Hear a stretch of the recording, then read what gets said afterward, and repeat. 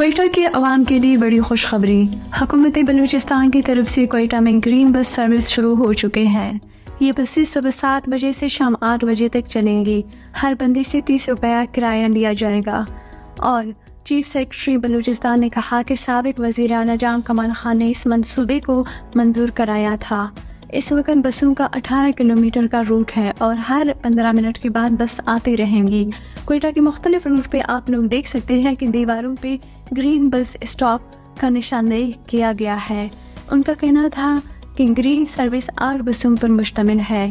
بڑی بسوں میں 41 افراد کی بیٹھنے کی جگہ ہے اور 20 افراد کھڑے ہو کر آرام دہ سفر کر سکیں گے۔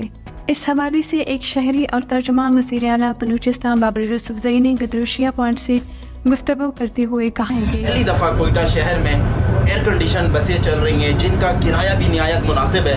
آج پہلے دن حکومت بلوچستان نے بلوچستان کے عوام کو تحفہ دیا ہے۔ یہ بلوچستان میں ایک انقلاب ہے۔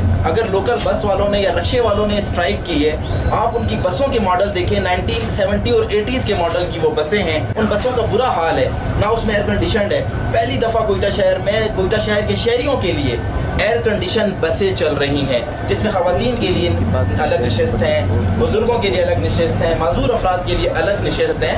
یہ کوئٹہ میں ایک انقلاب آیا ہے۔ یہاں پر ہمارے پرائیویٹ بس والے ہیں، رکشے والے ہیں، انہیں اسٹرائک پہ نہیں جانا چاہیے تھا، انہیں مقابلہ کرنا چاہیے، کمپٹیشن کرنا چاہیے۔ اس سے اچھی بسیں لائیں، لوگ آپ کی بسوں میں ٹریول کریں گے۔ میرا نام دوست علی ہے، میرا تعلق کوئٹہ سے ہے۔ اچھا لگ رہا ہے، آرام دہ سفر میں، اور اے سی ویسے لگا ہوا ہے، اچھے بسیں ہیں۔ Bus service album road, Balili, کولا پاٹی، خزاں روڈ اور سریاب سے ہوتے ہوئے یونیورسٹی آف بلوچستان تک جاتے ہیں۔ گدروشیہ پوائنٹ کے ساتھ نیما زہری، کوئٹہ۔